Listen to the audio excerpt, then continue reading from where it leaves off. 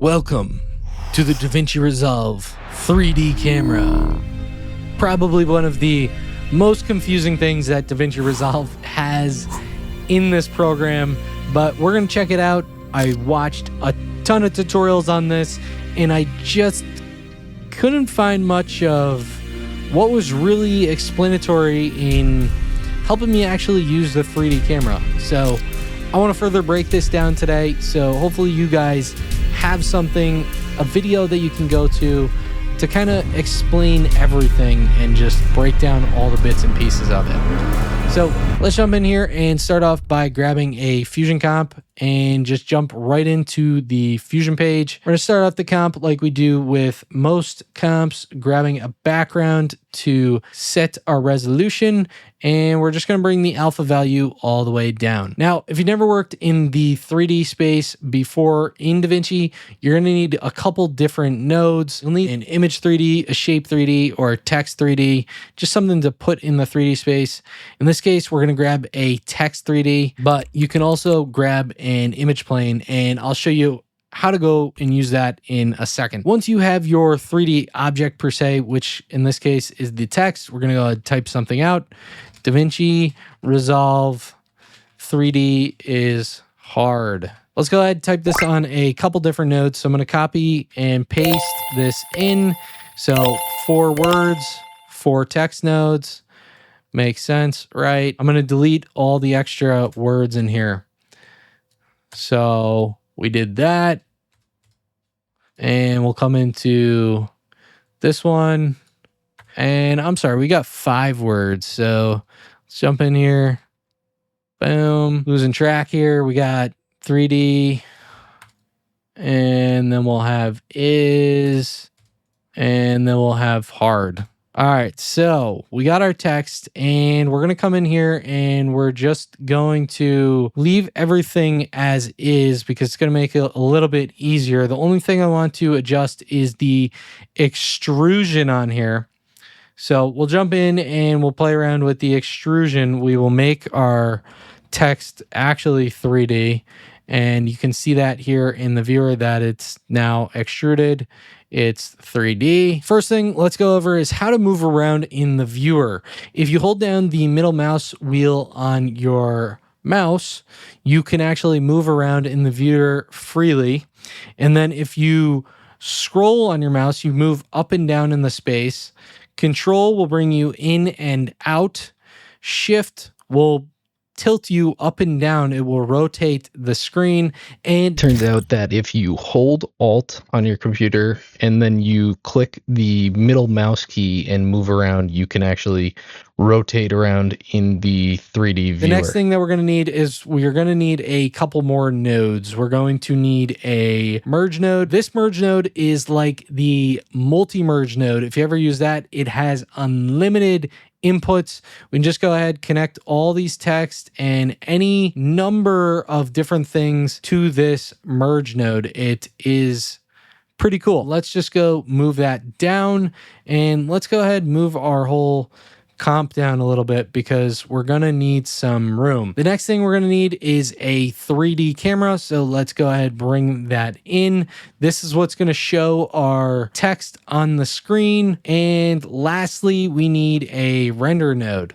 So first thing you're going to notice, if you didn't have all these nodes set up the way I do, and you try connecting one of these nodes to your background, you know, that would usually create another merge. Doesn't, because this is the 3D space. In order to connect the 3D space to the 2D space, you need what's called a renderer 3D. Now we're going to connect our merge node to our renderer 3D. This is like the in-between guy, the middleman.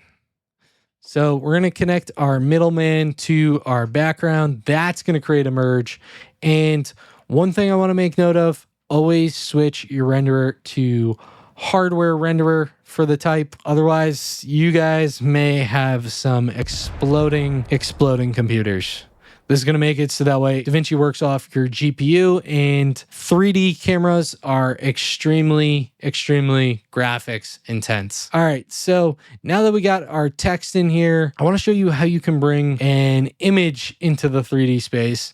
For this example, I don't have an image, so we will use a background as an image. And we will grab an image plane because it's going to work the same exact way. So bring an image into 3D space, you need an image plane. And let's go ahead, connect our image plane to the merge and connect our background to the image plane. Now, if we bring this image plane up on the screen, you can see that we now have a black background in the 3D space. Isn't that cool or what? Probably not that cool. It's just a background. All right. You guys, you can chill out. It's just a background, guys. The image plane will bring everything into the 3D space. And what we're going to do is come into the transform tab on our image plane and just scale this background up. This is going to make it so that way this background extends all the way across our 3D scene. So I'm just going to make it really nice and big. I'm going to pick a number like 1000 and we'll just make it exact even though we don't need to. And boom, voila. You have a really, really big background.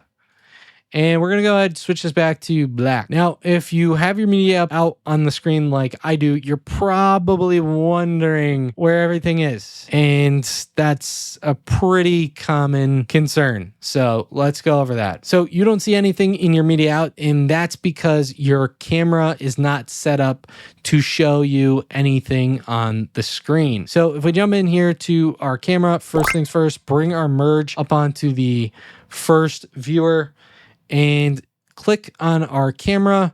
You can see that it pops up, but we also have this transform tab. So we have two different ways of adjusting this within the transform tab or clicking and pulling on our inputs here. As you can see, I pulled on this blue handle, which is the Z axis. We only got one of our text here. We got Davinci. It looks like all the other stuff is not here. If we make this background alpha, you can kind of see what's going on.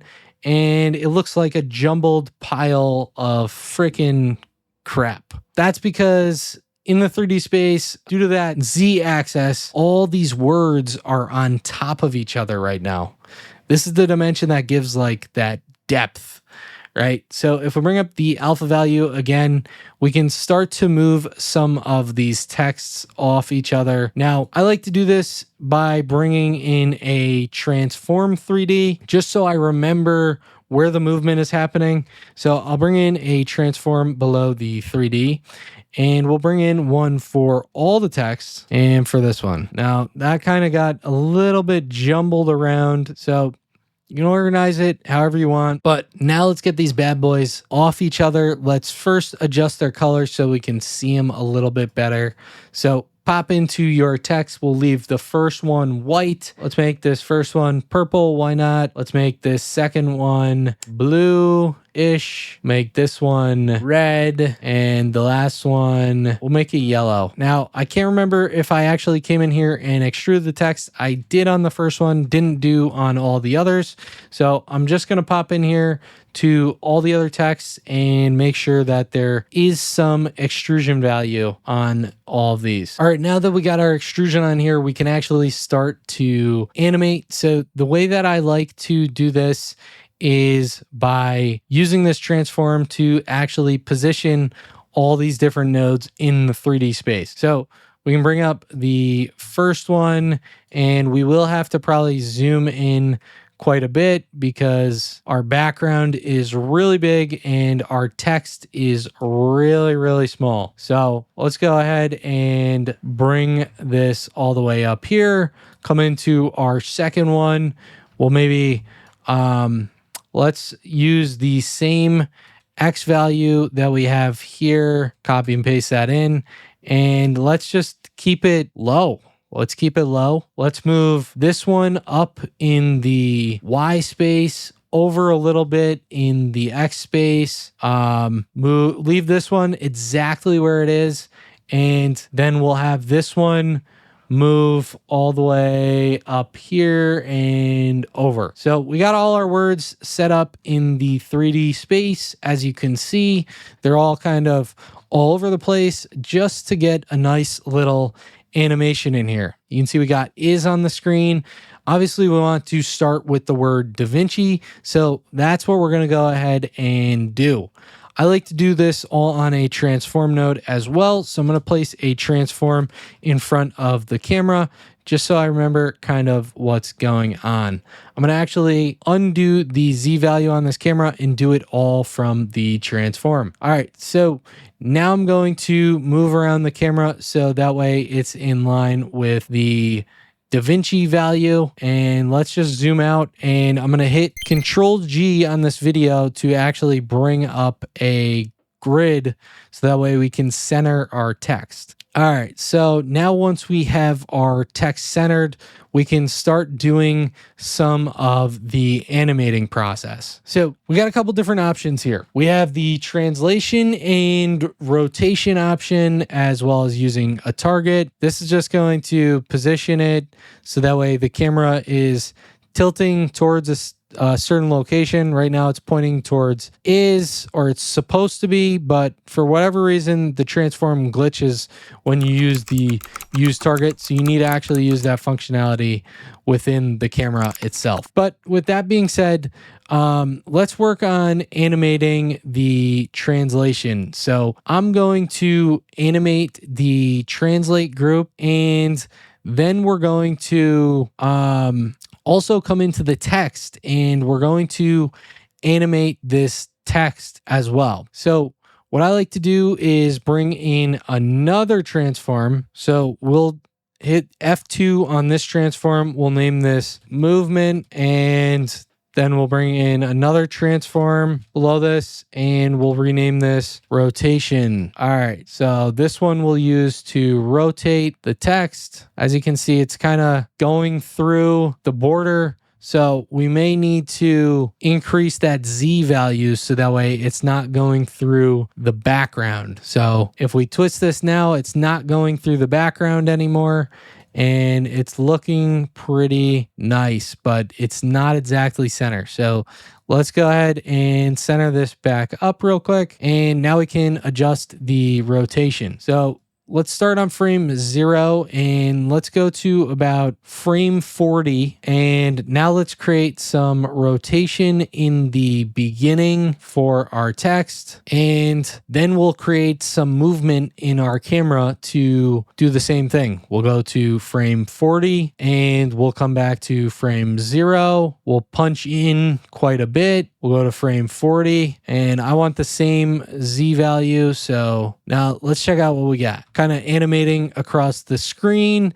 It's linear, so it looks kind of but we can fix that. Open up your spline tab and select all of our transform parameters. Hit Control A and S on your keyboard. And then we're going to do the same thing with the rotation here. So click on rotation, Control A and S, and now let's check it out. All right, so that looks a lot smoother. It is not perfect. I would like it to honestly be a little bit slower, so we can adjust the spline graph on there. But I also want to show you some other animations in this video. So if we have time for that in the end, we'll adjust that. But for right now, we're going to jump down to the next text. All right, so what we need to do now is we're going to adjust this so we get some smooth movement between this Davinci to Resolve now. So we can go ahead, jump forward another 40 frames, and it looks like we're going to need to extend this comp, but let's set some keyframes on frame 80 for our camera transform, and then let's just go extend our comp all the way out to there. Now, once we're in here, we can actually start to move down to the Resolve, and we can yet again line it up so that way it's nice and centered.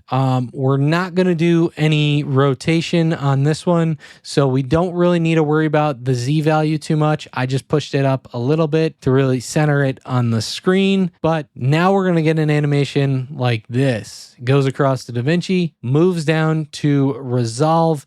It took a little bit too long for this one, so I want to go ahead in here and adjust the keyframes so that way they're a little bit sooner. So I'm going to select this last keyframes and hold shift and move them in. And I'm going to smooth out the spline again. So Control A, and instead of this time using S, we're going to hit F. That's just going to keep all these flat ones flat and not make a nice curve in them like I can show you here with S.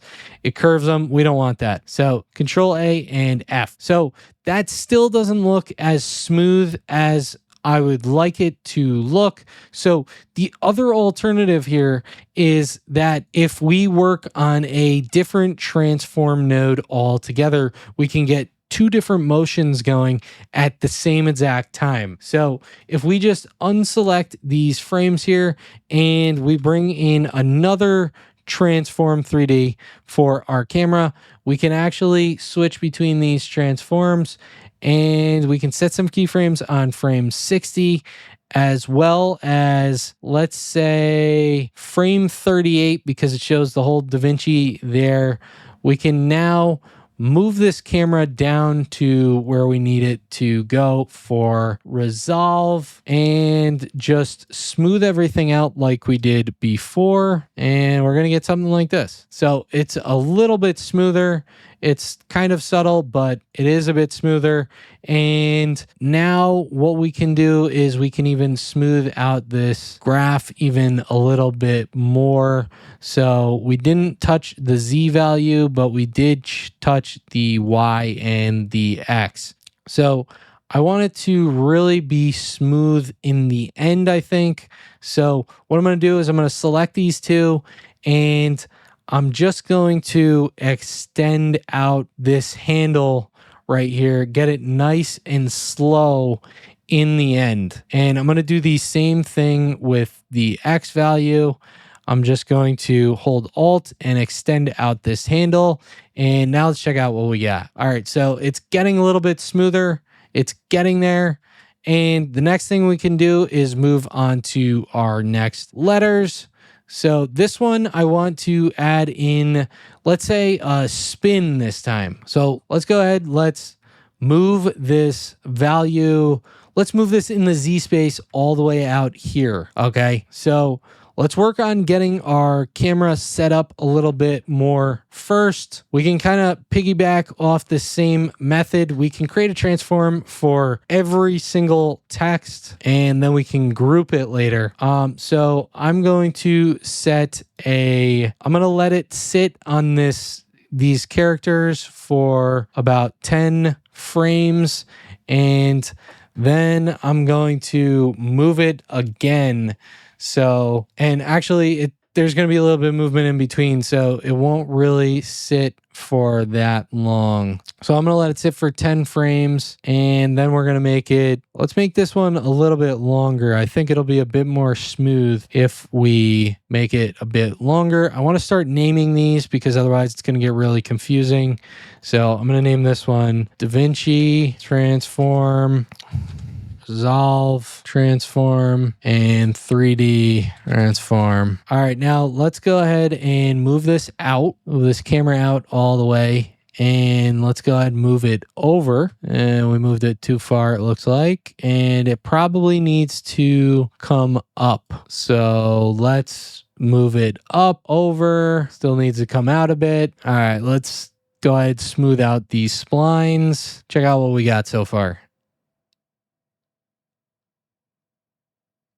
All right, so comes in a little bit harsh. Like I said before, you can just smooth out those splines a little bit.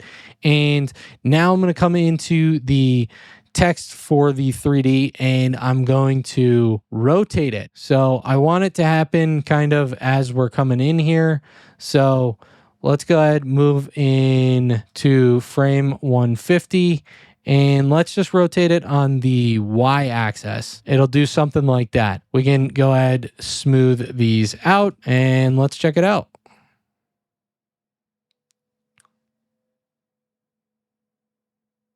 Now we'll make it so that way we can bring in another transform node here and we will start the movement here mid rotate to get to our next characters. So I'll go ahead and I will bring the camera in, bring it down, and we will put is on the center of the screen. We'll move into it. Boom. Very similar. Smooth out our splines, but actually we didn't even I didn't create this properly. So let me move forward to 203. Let's make this one long because it's a farther distance. This still might not be long enough. And now we will go ahead, reset these parameters for the first frame.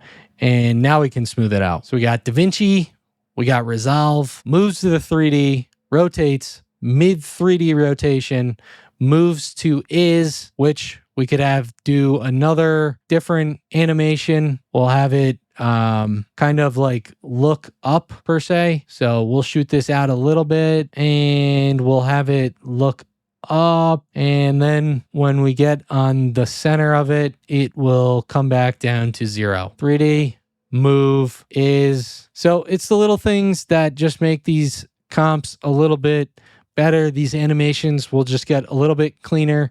The different rotations in here. Now, I also want to show you for this last one how we can actually move in here and do the same thing with our 3D camera. So that's what I'm going to do. Let's go ahead, rename this is transform, and let's bring in another transform for our camera. All these positions, and let's go ahead and move. That's way too far. Let's go up here. Now, so we have the hard positioned on the screen, and now what I want to do is smooth this out real quick, but let's show you something else that you can do. If we jump into the camera here, now we can actually add in another transform. This is, I know we're getting a lot of these now. I should have named that movement, but that's okay. We'll add in another transform, and this one's going to be for the rotation of all this. All right, now we can get some really cool, clean look here. All right, so if we make this animation overlap, we can set it up so that way we keyframe starting here, and let's move into about frame 342 and set some other keyframes on this new one. We can do some cool animations with the camera where it's moving over in a really cool dynamic way. So now Control A, S, and let's check out our overall animation. Boom. So we got some weird stuff going on here. We just kind of need to figure out where this is all happening from. All right, so it was indeed due to our position. So we need to come a frame before the animation, move back and set a keyframe on our position as well as the rotation. And then we can come back to the beginning and check out what we got. Davinci Resolve 3D is hard. So we got that nice little cool slide in at the end where the words are at a tilt. Super easy to get with the camera. Just make sure that your transforms are in the right spot because it can get a little weird with the camera movement if you haven't selected a pivot point, and then maybe you have your transform behind some of your other transforms. It can get a little bit funky, so you need to play around with the positioning of some of the transforms when doing the rotation bits like we did here. But hopefully this showed you a little bit more about the 3D camera. The last thing that you guys want to add on is the motion blur over here. We'll just crank this way up and it should look super cool if it will let me play it without exploding my PC. and it looks like it's not gonna really let me play it back super clean in high quality, but we got it with the motion blur. It looks super nice and clean. And if you guys wanted to, you could also add in some particles. So if we come over here and hit shift space, type in P emitter and then a P renderer, we can get some particles in here as well. I'm going to actually make the particles in the 2D space. I think it'll make it a little bit easier to manipulate, but you can use them in the 3D space as well. I'll go ahead and connect that to our graph, and we're going to set this number here to just a pretty high number in the beginning, and we'll stretch out this region as well. We'll make this sphere really big. We'll go into this style, make it blob, adjust the size of some of these and the size variance. We can just get some really cool stuff in here, and we'll just make our particles live on to the extent of what we've worked on. So this is super graphics intense within itself as well. So make sure you're not doing this stuff until the end. That's kind of why I'm showing it to you here in the end as well. But it looks like we need to increase the size of our sphere here. We can really set it up to be nice and large because there's not really some particles appearing in some scenes, but that's okay. You just got to play around with some of the values. I hope you guys enjoyed this video on the 3D camera. I know this video went crazy in depth. I didn't even intend for this video to be this long, but hopefully you guys got a lot of value from this video, and you can go on to create some really cool projects in Davinci Resolve. If you guys make something cool, feel free to tag me on Twitter, RobCreates76. Go ahead, drop something in my DMs, show it off. Let me see what you guys got, because, you know, this stuff's freaking awesome. I'll see you guys next time. Peace.